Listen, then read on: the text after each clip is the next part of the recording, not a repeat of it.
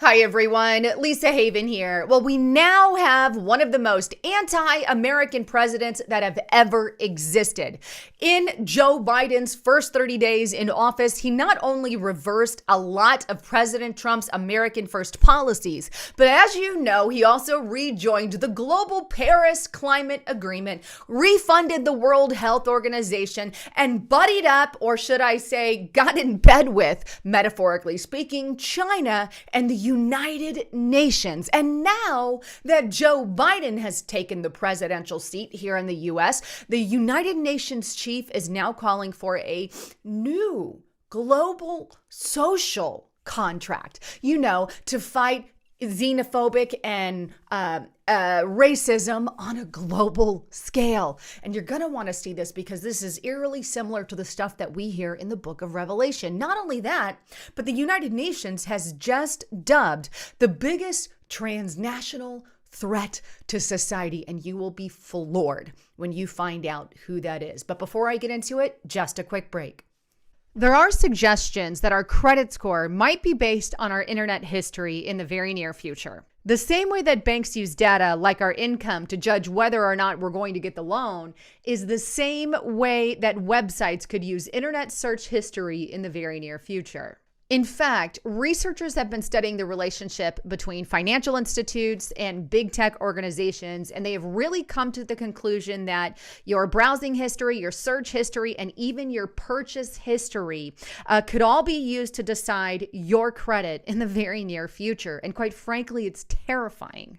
If you want to prevent this kind of thing from happening to you, then I highly recommend that you guys get a VPN at hidewithlisa.com. This is one that I use so I can personally keep my personal information separate from my search history. And a VPN is really the best way that you can do that. Virtual Shield is built from the ground up for your personal privacy. And right now, as an added bonus, they have 50% off of their package as well as a 30-day free trial. And it's so easy to sign up. All you have to do is get on over to hidewithlisa.com, then click on the big red button, Start Now for free. Then pick the plan that you want. You can protect yourself if you have 3 or less devices, or you can protect your family if you have over 3 devices. Then pick how many months you want the plan for, and I highly recommend the 24-month plan for $2.50 per month because it is the best deal. Then select any add-ons that you want.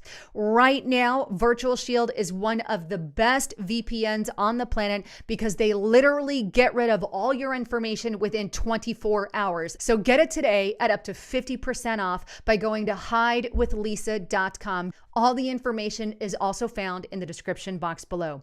All right, back to the broadcast. So just what is this United Nations new global social contract that they are calling for? Well, let me take you straight to the horse's mouth over on the UnitedNations.org website. And this is in an article titled, United Nations Chief calls for a new social contract as part of a post-pandemic recovery. Now, this article is very recent. It was published on February 18th, 2021. And here's what it has to say. Antonio Guterres was among the leaders addressing a special meeting of the UN Economic and Social Council to investigate the links between structural racism and inequality and sustainable development, with the focus, of course, on pandemic response. Let me just pause right there. You see how they put those all together? Racism, inequality, sustainability development, and a focus on what's going on with the pandemic, right?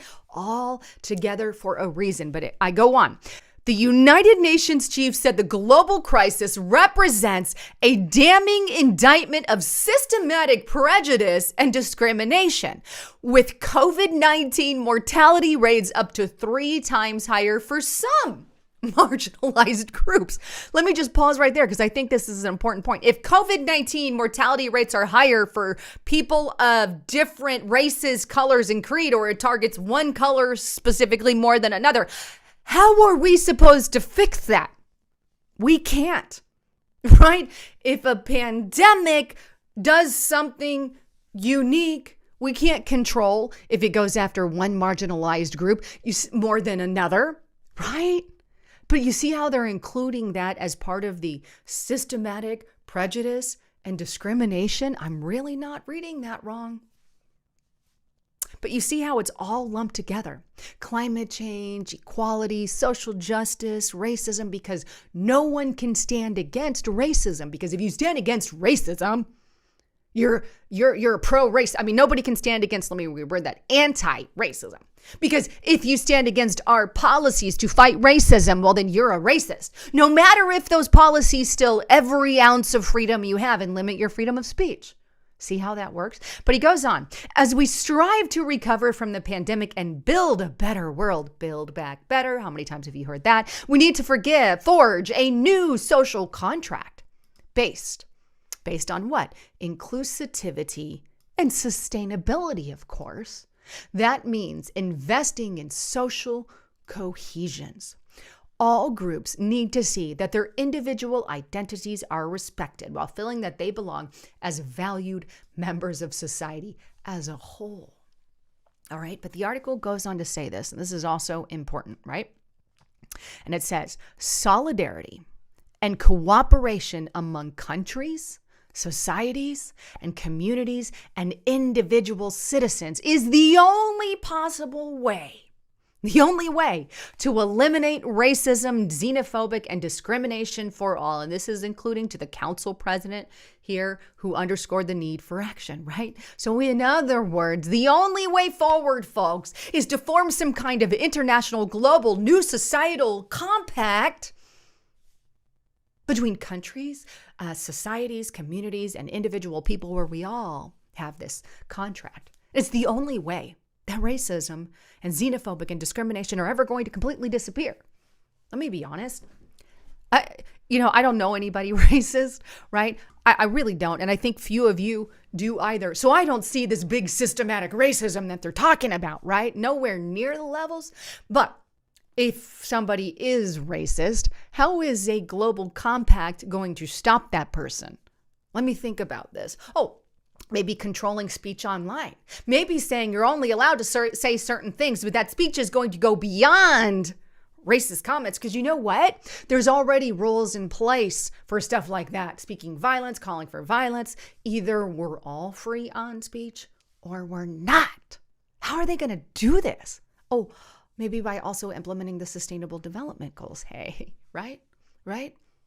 Because this pandemic is the open door to add all these new policies now that Joe Biden is the president of the United States of America. But the article goes on to say this. One last piece on this one. And it says extremism and systematic racial discrimination and exclusion are threatening the very political, legal, and moral foundations of several states. We must collectively, there's that word, address the threat posed by racial and other forms of equality, right? So what does Germany do? Well, follows the guide of the United Nations. This is days after that statement. Ministry, and this is on RT News, Ministry of Social Cohesion. There's that word. It's a new word that we're going to have to keep in the back of our minds now. They're changing words again. German military police want to change the constitution to grant special protections for certain minorities, Change the Constitution? What exactly does that mean?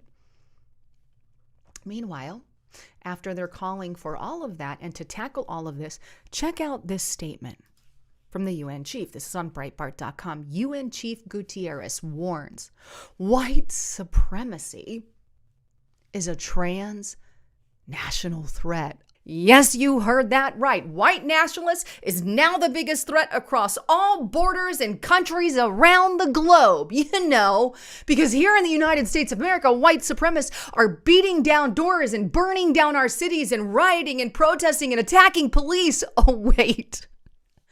That's not white supremacists. That's Antifa and BLM. But hey, that's acceptable, right? Where is all this white supremacist attacks that are happening all across their country? I don't know. And look, I'm against white supremacy of every kind. But my question here is, what on earth are you labeling white supremacist? Do you mean conservative values? Do you mean Christians? I mean, what is that? Do you mean Trump supporters, like some Democrats have said? But the article is very concerning because the problem is If it's a transnational threat, what exactly do they mean by that? That's the problem that I have with it, right? But the article goes on to say this. UN Secretary General Antonio Guterres warned on Monday the combination of white supremacy and neo-Nazi movements makes for a transnational threat through their manipulation of responses to the global coronavirus pandemic. What does that mean? A transnational threat because they manipulated the responses of COVID? Wait, what? Reuters reports that Guterres, a former Socialist Party prime minister in Portugal, used to address the UN Human Rights Council for a call for a global coordinated crackdown. Not only are we calling for this new social contract, but at the same time with the forming of this contract, well, that's got to include some kind of crackdown on someone, right? Crackdown on racist and xenophobic people across the globe. And here's what he says, quote, white supremacist and neo-Nazi movements are more than domestic terrorist threats. The veteran left-wing diplomat said, they are becoming a transnational threat. Today, these extremist movements represent the number one internal security threat in several countries. What countries? And who? Show me what has been done. I mean, if they're a transnational threat, show me all of it. I hear more about radical things happening in the Middle East, right? From Al-Qaeda and crazy organizations, right? And left-wing terrorism as well, like Antifa in our streets. But no, we got to look the other way on that. Without offering any examples of countries, right, being a threat, he calls for international action to defeat dangers as part of a more robust global government. But don't worry. You see, Guterres makes sure that that's not including Antifa. Take a look here in this article, Breitbart London. This is from June 2020. This is important because he's making a very clear thing here. UN shares Antifa flag, tells the US Antifa has a right to freedom of expression and peaceful assembly. This is on Breitbart about a year ago, where the UN says it's okay for Antifa and radical BLM, if you will, to assemble. We're just going to look the other way because the problem is, your white supremacist and neo-Nazi movement. Wait, what? This is on a global scale. And again,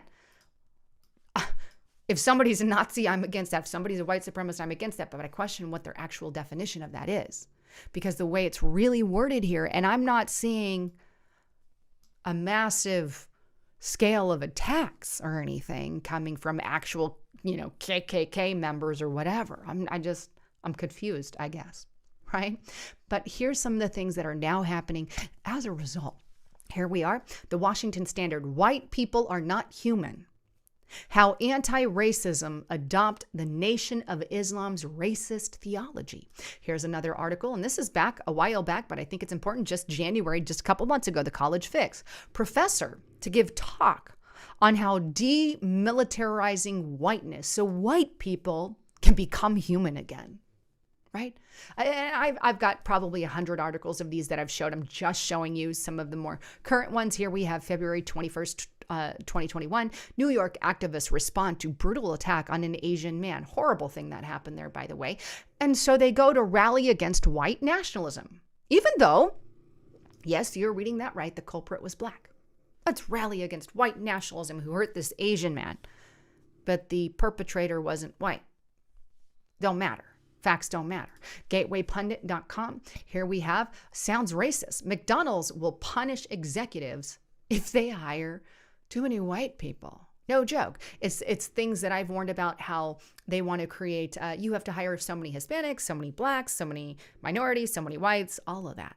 That's kind of what's happening here with McDonald's. And of course, we have Front Page Mag, and I want to bring this to your attention. Southern Poverty Law Center stops monitoring black hate groups because of equity. Woo. So we're just going to stop monitoring every black hate group or minority hate group and just focus on white hate groups. I'm against all of that. But hey, crazy upside down world that we're living in. We're heading 90 miles an hour to the book of Revelation. That talks about, by the way, a global order rising in the latter days, the attack on conservatives and Christians, that's also in the Bible, how they will be led to synagogues and prisons, that's in Luke, for his name's sake. Synagogues, did you catch that? There's actual churches, by the way, that work with FEMA and the government to do things that FEMA and the government want them to do. They will be dragged for his name's sake to synagogues and prison. It seems there's a lot more heading into the direction of Bible prophecy than I have ever seen before, especially with the call from the UN chief to create a global social order that goes after, on a global scale, white supremacist neo-Nazis, whatever their real definition of that. And I would really like him to clarify what his definition of that is, because maybe our definitions differ, you know. Anyhow, I love all of you. Thanks again for tuning in. I'm Lisa Haven, signing out.